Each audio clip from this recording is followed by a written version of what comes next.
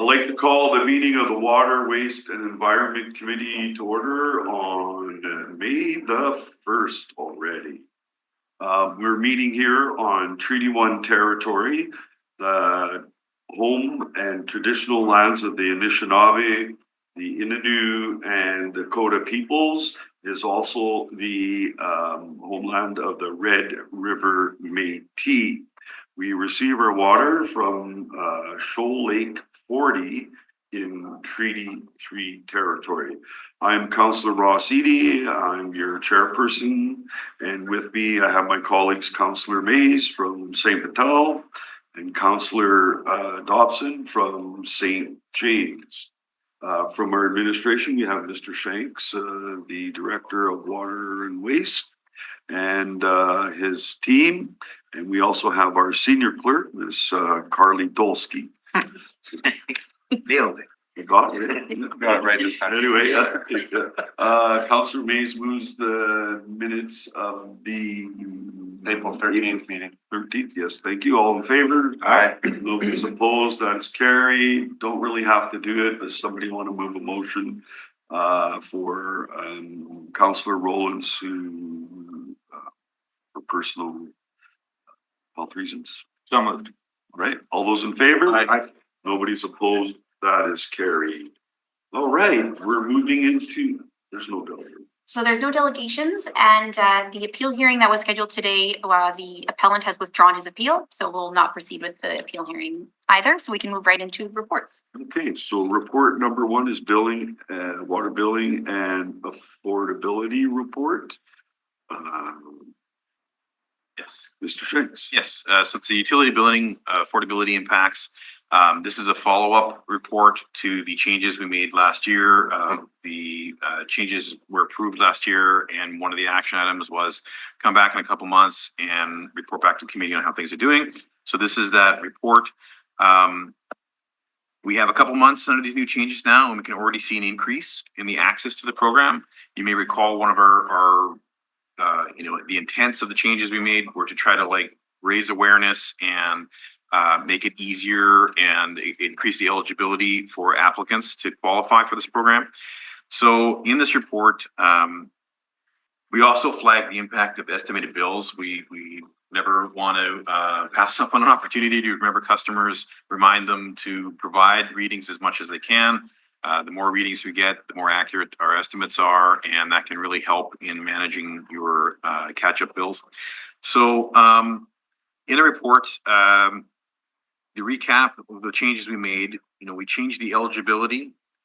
The income check used to be pre-tax comparison to the StatsCan low income cutoff. Now it's post-tax. The permit applications, you were excluded if you were on income assistance before. Now that's not an exclusion anymore. We also increased the frequency of when you can apply. Previously, it was kind of like a one-time only you could apply for this program. Now every 2 years you can. We also simplified the application process, removed a bunch of barriers, simplified the questions, and so that the Salvation Army has an easier time evaluating these applications. We also did kind of a big communications push. We developed some more brochures and contacted a bunch of government agencies and community organizations to try to raise that awareness and make the program more known to people. So the feedback so far is good. We've got more applications. It's easier administration. For example, prior years, we had about 38 customers approved per year. So far, from December to February, we have 27. So we're on track for about 100 in a 12-month period. So that's approximately triple that may not maintain for the whole time of the year. But the big takeaway here is we've definitely increased accessibility here, and we're seeing higher uptake. Mrs. Yvette Cinerini is here.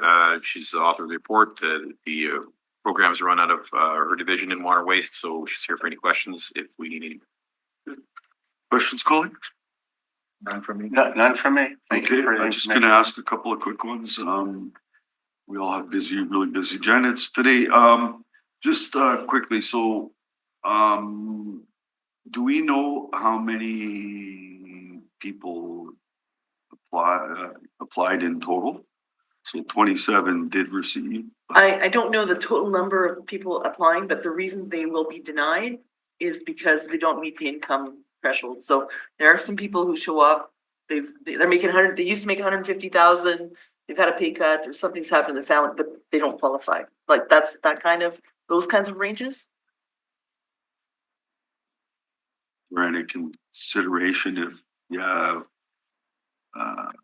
I was making that money last year, but now for the last 5-6 months, I'm unemployed. Have any of that? I'm sorry? Would somebody be eligible? Yes.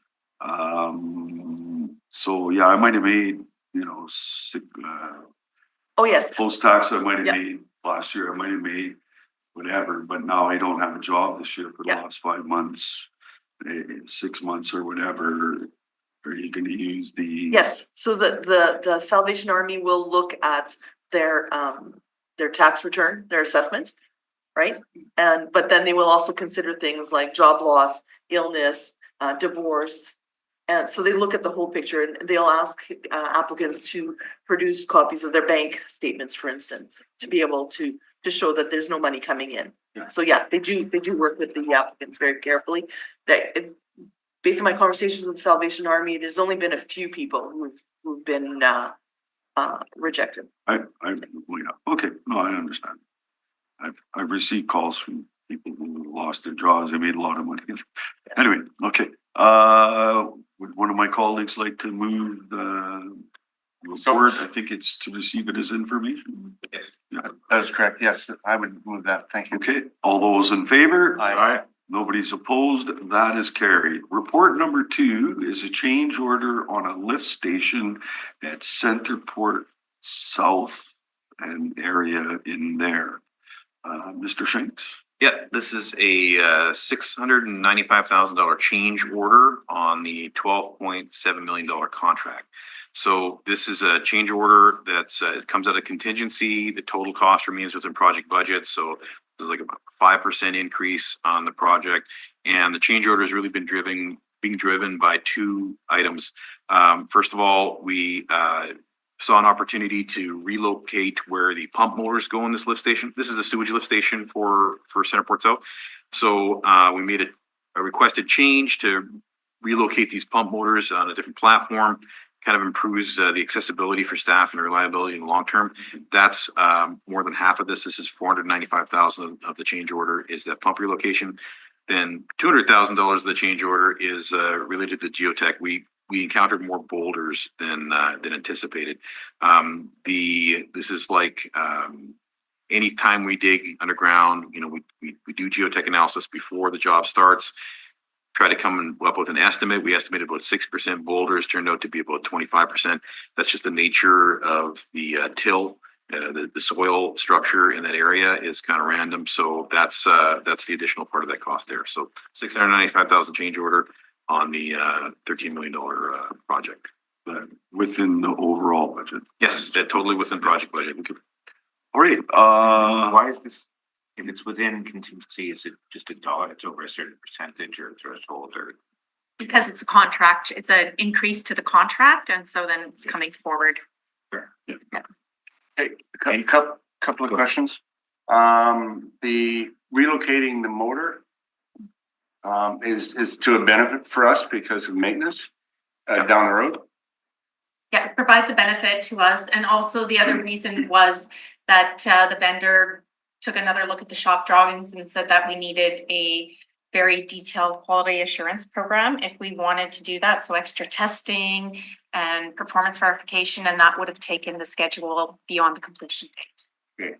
And then I understand the boulders because there's lots of limestone all over the place in that area. Mhm. So it's just whether you hit them or not, there's no way to test for that. So that's okay for me. right, so you're moving, Councilor? One more Yes, question. go ahead. question. I think my second favorite lift station is the Darcy lift station. Oh, yeah. After the Fulbury lift. And there was a bunch of work. There was a bunch of provincially funded work. There was a fair bit of work at the Darcy lift station. All is well there, or because I mean that. We're still working on it right now. So there's as part of the river crossing, there's a few changes that are going to be made as well. Yeah, just because that project's, The project's progressing. it's huge, Yeah. it's And fascinating, but. we've done some good upgrades to the pump station there. Like, Okay. as part of the bypass, if you recall, and I can't believe I'm bringing this up because I don't really want to talk about it anymore, but this bill, we had those temporary pumps, above ground pumps, those specialty pumps that we had some issues with to begin with, but that was the bypass system for a while. We actually upgraded the pumps inside the Darcy pump station. We actually replaced the existing pumps.